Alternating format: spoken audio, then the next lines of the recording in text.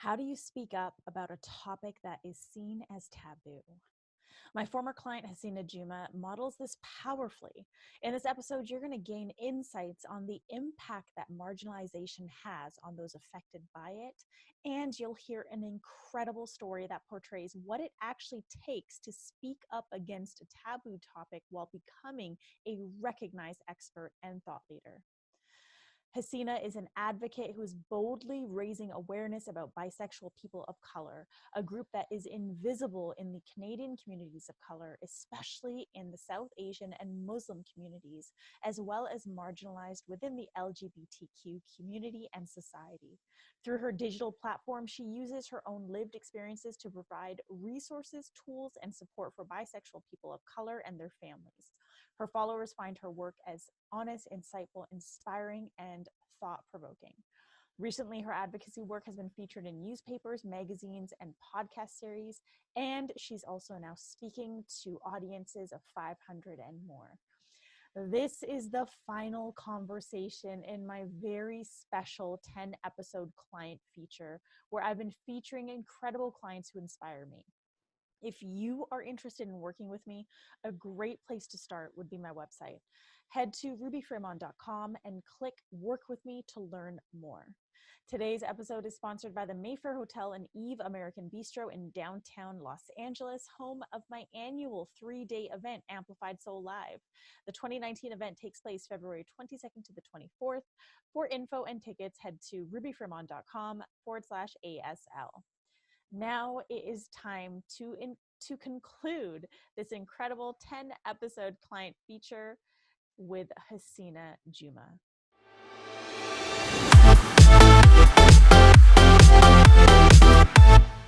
Hey, thought leaders, I am back with the final episode in this 10-episode client feature where I've been featuring clients who inspire me. And I couldn't be more excited to introduce all of you to Hasina Juma. Hasina and I have been on a pretty long journey together, and I feel very privileged and honored to have witnessed your journey for the, what was it, like 14, 15 months that we've been together? Yeah, something like that. But it kind of feels like lifetimes. Yes, definitely. So why don't you, your mission is one that is so fucking important, especially right now with everything that's going on in society and people really wanting to be seen and really wanting to be heard and understood. But what I think is really interesting is sharing a little bit about how that came to be. Like, where were you 14, 15 months ago when we just connected? So I shared my sexual orientation with my immediate family members and my extended family members in 2016. So when we started working together in January, I was a bit on a high on life. If you're someone who identifies as heterosexual, the freedom you feel on an everyday basis is something that's innate in you. Like, it's something people don't really notice. For someone who identifies as a bisexual or someone who identifies in the LGBT community, we feel that freedom for the first time when we share our sexual orientation with those that matter the most to us. So I felt that for the first time at the age of 34 years. Yeah, and it was difficult for you for an array of reasons, right? Like, it wasn't just because you were coming out for the first time. You come from a culture. Tell us a bit about that, actually. So I face marginalization on two fronts. I'm a Canadian-born individual who grew up in Alberta. I have family roots in Africa as well as India. And I grew up with the Muslim faith. And growing up for the first 20 years of my life in Canada as a second generation, I felt marginalization through being a person of color. So oftentimes growing up, I lived in a suburb, which was in the 80s and the 90s, was primarily Caucasian population, middle class. Diversity has only entered our suburb in probably the last 6 years. Wow. And a lot of growing up was facing the question of, where are you from? And it was often from Caucasian individuals who were Canadian born. And it wasn't asking from a place of curiosity. It was coming from a place of I am a Caucasian, therefore I am better than you. And because you are a person of color, you are less than me. And when I hear that intention, that nuance as a 6-year-old, as a 7-year-old, as a 17-year-old, it really hurt because I knew immediately that the person that was asking was also Canadian born most of the time. So what's the difference between me and you? Why am I being judged for my skin color? And so it took me a long time to sort of figure out, what does it mean to be Canadian, and what does it mean to be South Asian, and what does it mean to be Muslim, and what does that look like on an everyday level? And that took me about the first 20 years of my life. And I went away for university across the country, and it was the first time where I could be myself. I didn't have to conform to the norms in my religious community, the norms in my ethnic community, the norms in my family that are said and unsaid. I could just be myself. And it was during that time where I was exploring who I was at the age of from 18 to 24 that I came face to face with the truth that I was a bisexual. Yeah. And it was scary. It was exciting in the sense of that label felt home to me. Yeah, you finally found like your like what you identified with. But it was scary as fuck as well, because I looked around and I said, most of the people who I hang around with are people from my religious community. Those are the people who I hang out with, and we're all in university for a simple reason: get the piece of paper and get a degree so you can have a better quality of life than your parents who immigrated here. The majority of the people in that sphere were straight. So when I looked around, I didn't see anyone who was Canadian, who was part of my religious community, and part of the LGBT community and thriving. So I expanded my circle and I said, well, let me look at other South Asians on campus. Let me look at celebrities. There was no Facebook at that time. There was no Twitter. We were just, the internet had just started prior to, in the early 2000s. And I looked around and I didn't see people of color who were thriving and who were part of the LGBT community. So I immediately associated that with being wrong and being shameful. And I quickly realized that being a bisexual, we face different challenges than the other sexual identities that are under the LGBTQ umbrella. So we face judgment from within our community, and we face judgment from outside of community. And that recognition was there as soon as I came face to face with my truth. So navigating that space seemed really overwhelming. And at that time, I wasn't feeling my feelings. I didn't have a relationship with myself. I was my biggest bully.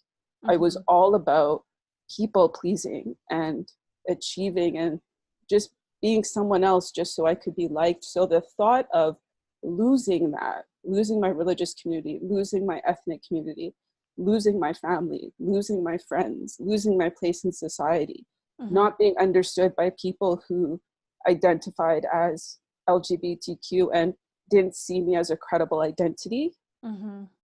For me, that was equivalent to climbing like Mount Everest 10 times. So I decided to hide my sexual orientation for 10 years. And it wasn't until 2016 where in 2015, I sort of went through this process of seeking out help to say, life is either going to take me or I can either make a different choice and choose life.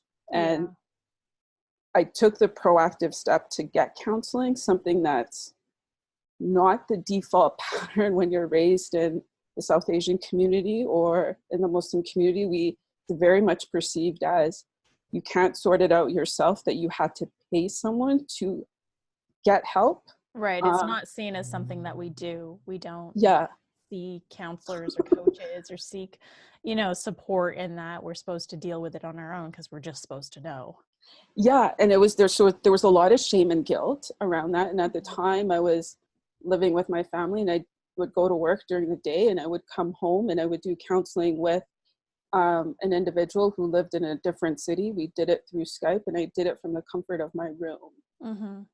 And as people know who have gone to counseling, you don't necessarily feel your feelings in the session, you feel it after the session. Mm-hmm. And it's this iterative process that happens. So it got me to the place where I was able to share the news with my family, my immediate family and my extended family. And because I had accepted the shame and guilt, because I accepted that deep and dark part of myself that I had repressed Mm-hmm. for 10 years, and also repressed my sexuality in general for 30 plus years. It's not seen as, I didn't grow up seeing sexuality as something that was empowering. I saw it as something you do it for procreation and that's about it. So I had to do the healing on two fronts. And because I did that, my coming out experience was positive. So when I came to see you, it was a sense of, I feel like I'm on a high on life and I can engage in this process of finding freedom. And I honestly felt I was going to automatically know where I would fit into my Mm-hmm. world. And I thought, well, coming out is the biggest thing I have to worry about. Everything else is going to be rainbows and unicorns. Mm-hmm. And it was far from that. And during our journey together, we spent a lot of time figuring out, where do I feel safe? Where do I feel seen? Where do I feel loved? Is it in my family? Is it with my extended family? Is it still with my religious community? Is it still with my ethnic community? And there's that process of like sifting and sorting and unpacking this shame and this guilt and that sense of duty of being part of these communities because they've always been there. And if you leave them, then what do you replace them with? And right. And I think it's really important for listeners to really understand, like, when you came out to your family, when people come out, that it's like you're finally owning a piece of you, and there's a sense of freedom that comes with it. And for you, for everyone who comes out, there's the real fear of like, are people going to accept me? Mm-hmm. However, for you, there's the double impact of being in a religion that doesn't necessarily support the LGBTQ community, and being also in a religion that is very much society driven. So it's a religion where everyone hangs out together, and it's more than just your family. It's everyone who goes to mosque. It's all one thing. So for you, there was a lot on the line, but you had the courage to do that, which now that I know you now and what you're doing now, for me, that felt like an activation for you, like really activating your throat chakra, really activating your truth, and really activating that evolution that has led you to where you are today. So why don't you share a bit of the work that you do today? Because it's so important. As I've been talking to more and more of my clients, the underlying message is always, for me, like, your mess is your message. Your story is your purpose. And it's one of the things that I absolutely love about this client series, is unveiling all of that for our listeners. So tell us about your vision, and tell us about what you're doing now. So what I'm doing now is I'm advocating for bisexual people of color and their families. And if you look at the LGBTQ entity, the people of color narrative is pretty much non-existent. So I'm using my lived experience, my positive experience, to say I am a representation of someone who's of color, who's Canadian, and who has roots in Africa and South Asia, and I am thriving in life. And there's not many people in society who are doing that. And I also use my lived experience to create resources and support for bisexual people of color. So things like infographics, and I talk about what are some false beliefs that bisexual people of color face and what are the underlying truths. So things such as, you can be a bisexual in your house, but you cannot share that news in your religious community or your ethnic community. I also provide blog posts and interview series where I talk about how do you find your sphere of belonging and your place in your world when you're not accepted in your religion and you're accepted in your country of residence and you're invisible in your ethnic community? How do you find yourself in that context? And a lot of people aren't talking about that. If you look at the resources that are out there for the LGBT community, there are very few that are out there for bisexuals, and even fewer that are talking about the people of color perspective. Our narrative is, our context is different because people of color generally place a greater emphasis on family and on community and on religion. And that sense of all of those communities, we operate as a group. If you are part of the group, you're okay. If you're not part of the group, you feel the shame and guilt. So I unpack that, and I also provide resources to family members, because family members and people of color communities, they are not familiar with this. It's not something that they've grown up with. So their awareness is also at a kindergarten level, and we can accept parents to accept their children, and we don't equip them with information. Yeah, and that's like has been one of your biggest lessons, right? Through all of this was really learning how to evolve from the coming out, the point of when you came out to where you are today. There was a real evolution, not just within you, but within your parents, within your family, and to actually be able to grow together when they come from a culture where they've never ever faced this before. And the other thing I want to point out to our listeners is, this is a sign of true thought leadership. You see, you take your story and you create a purpose out of it. But not only that, is you see an opportunity that has yet to have been filled. And Hasina saw that opportunity for bisexual people of color, and now pretty much owns that fucking space.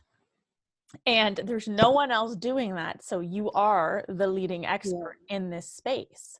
And this is how you become a thought leader. And she creates the resources. And let me tell you, her infographics, when I first saw your infographics, like, I'm not going to lie. Like, I've tried to make infographics before and they always look super janky. Like really, really bad. Like old school, for those who remember, like Coral Draw, like kind of like that shit. But you look at Hasina's infographics and they are impeccable. And you even have an infographic on like the coming out process, which I think is super valuable. So she has a ton of resources on her website. And the videos that you do, the interview series where you're sharing thoughts and insights with other people, it's incredible. And you are now public speaking, which is incredible. And all of this has like unraveled in your life from the moment you decided to activate your voice in coming out. And I feel a big factor in that was because my coming out process was positive. And if you look at, not everyone's process is very positive. So I was very fortunate that my family said, we love you no matter what, and we don't know, we're not familiar with this, but we're willing to learn. And I feel like that was part of this catalyst that helped me move me forward, because had the experience been negative, or had I been not seen and not loved, then I feel like the journey would have been a little bit different. So that coming out experience is so critical, because if your blood family, whoever that is, if they love you, your sense of belonging in the world is, you found it. It doesn't matter what people say outside of that. But if you're someone who's a bisexual who doesn't feel like they belong in their LGBTQ community, and then they don't feel like they belong in their family, that's where you find that they get into addictions, they get into drugs, they get into all sorts of things, or they take their life because they say, what is in this world that's worth living if I don't feel like I belong? So if you look at a lot of the mental health stats around the LGBT community, and when they divide them down, the two groups that will always take the top two because they don't feel like they belong are the people who identify as transgender and the people who identify as bisexuals. And people ask, well, how can we reduce that? Well, the easy answer is create spaces where we can feel seen and loved and supported within the LGBTQ community and in society. And it's such a simple thing, but it's something that's overlooked. Yeah, because if people, what people don't understand is if you don't actually voice it or acknowledge it, people feel unseen and unheard. So it's not that, like, for example, it's not that your religion straight up says, like, we don't support LGBTQ. Is that correct? It's just that they don't even refer to it. They don't identify with it. They don't address it. And there's a couple of things I want to really address here. One is, let's just be really fucking honest, Hasina. The other reason why you had a positive coming out experience is because you took ownership of it by seeking out communities of support. And I think that's something that many people do not do.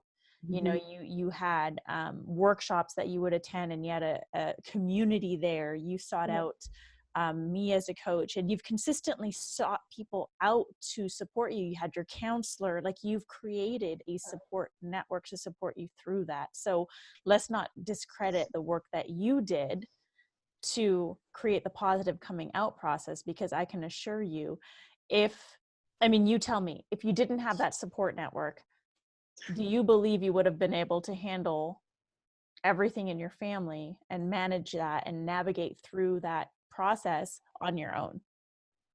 No, I would have spiraled out of control. I feel like I wouldn't even be here on this planet, because I would have taken myself out. And it's that conscious effort of when I reached my rock bottom moment to say, I am going to do whatever it takes. And at that time in July 2015, I didn't know what that meant. I thought, I'm going to go to counseling and that's just going to solve my problem in 6 weeks. And it provided me with a step forward. And I needed every subsequent teacher, whether it was my counselor, and then I went to workshops, and then I came to you, and the journey still evolves to sort of get me to where I am today. And it's a deep commitment to say, I'm going to put myself first, and I need to go to work. And outside of those two things, nothing else matters until I feel that sense of happiness inside of me, until I feel that sense of belonging in my world, where I feel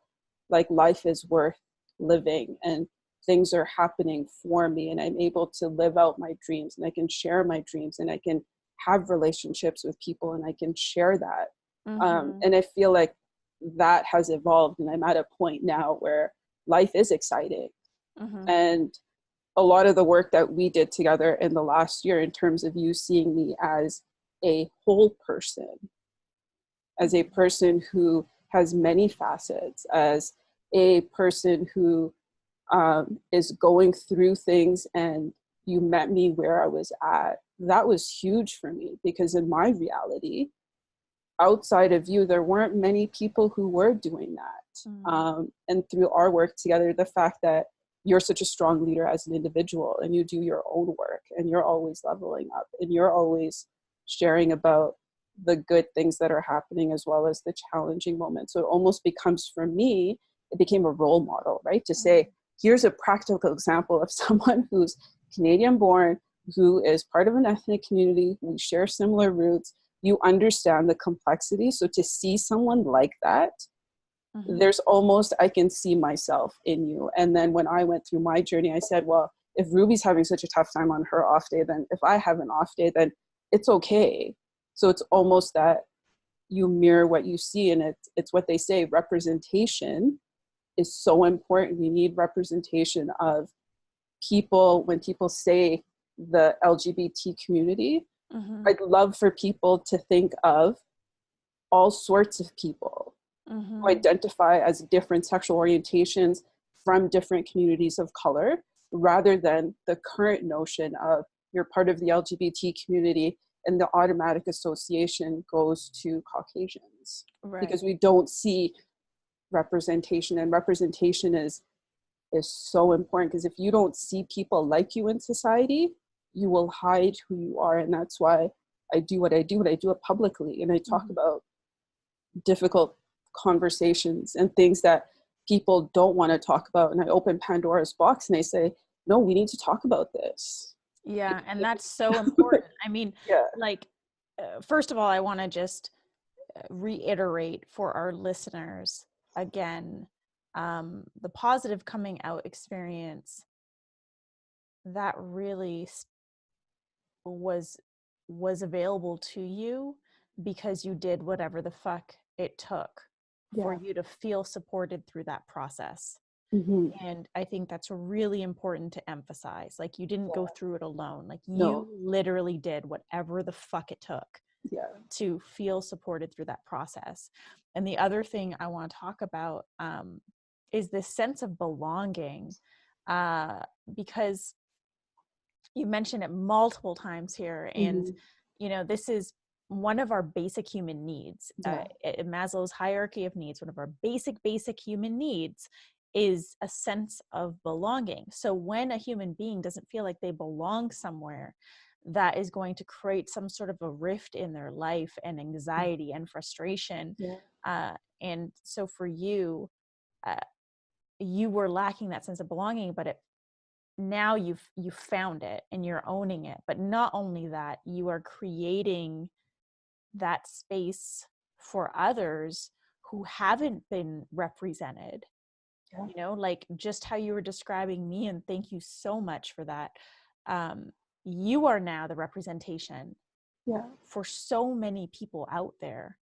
And it is so important for all our thought leaders listening to understand that, like, thought leadership comes with a divine responsibility, and that responsibility is that you are representing something or someone or a belief, and it is up to you to be that wholeheartedly.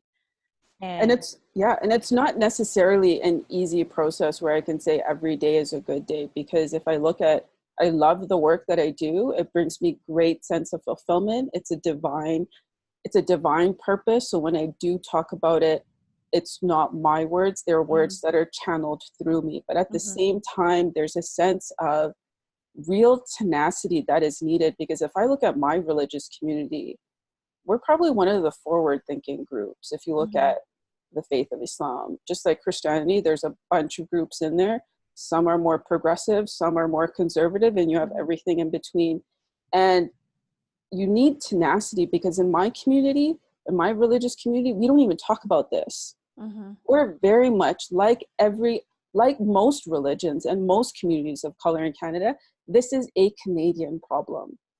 This is an invention of the West. We do not have it. We are very much in denial. We are very much in a kindergarten level. So to be talking about this and to continue on this journey as a thought leader, to say, I am still going to talk about what my truth is, no matter how it's received. And even though it's seen as so taboo in my religious community, even though it's seen so taboo in the South Asian community, to still be there and to talk about it takes tenacity, and you almost need resilience to keep on going, because there are days where you feel fulfilled and you feel excited, and there are other days where I look around and I feel like, where are my people? Why do I feel like I'm the only one who's standing there? But at the same time, I know that the work that I'm doing is profound, because the number of people who reach out to me privately who say, because of your infographics, I had a positive coming out experience. I'm in dire straits. I'm questioning my sexual orientation,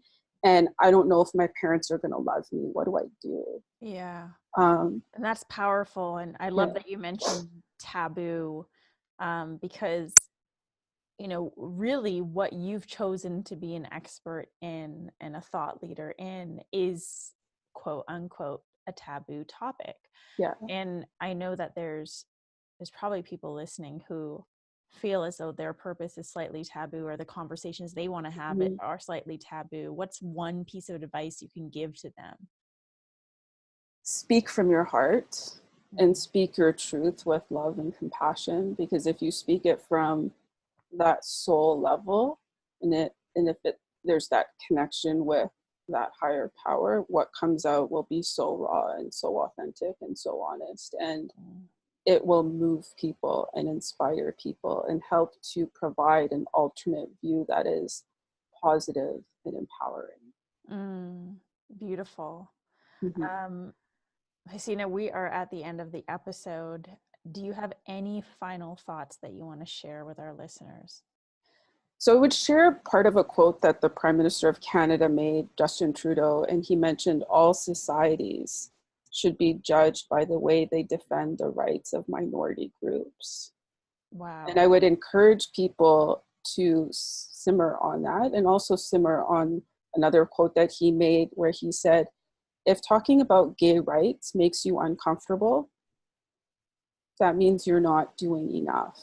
Mm, So those speak powerful. powerful to what makes a successful community. Mm-hmm. And there's discomfort, then maybe courageous conversations need to be had. Mm.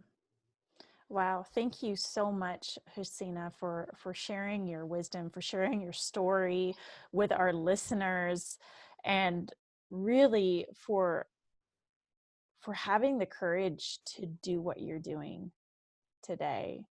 I mean, you're speaking to a crowd of 500, and I only see that being amplified so much in the near future. Yes. If anyone listening is seeking like a really strong advocate to speak at an event or anything of this nature, please do reach out to Hasina. She's incredible. Hasina, thank you so much for Thank you for sharing. having me. Yeah, of course. Why don't you tell our listeners how they can stalk you online, and I'll be sure to put the links in the show notes. The website is hasinajuma.com, and the handles on Facebook and Instagram are hasinajuma99. Awesome. And the infographics are found on your website, correct? Yes, under the resource tab, you'll find a whole bunch of them, and you can download them in PDF documents on your phone or on your computer for free. Amazing.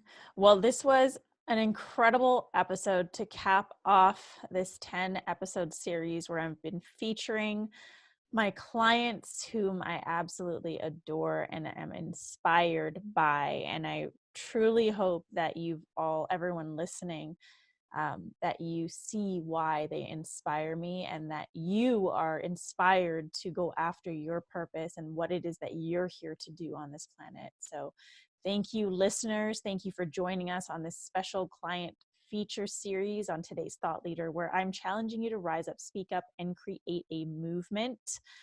If you are interested in working with me, just head to my website and click the Work With Me tab to see all the options on how we can create something together.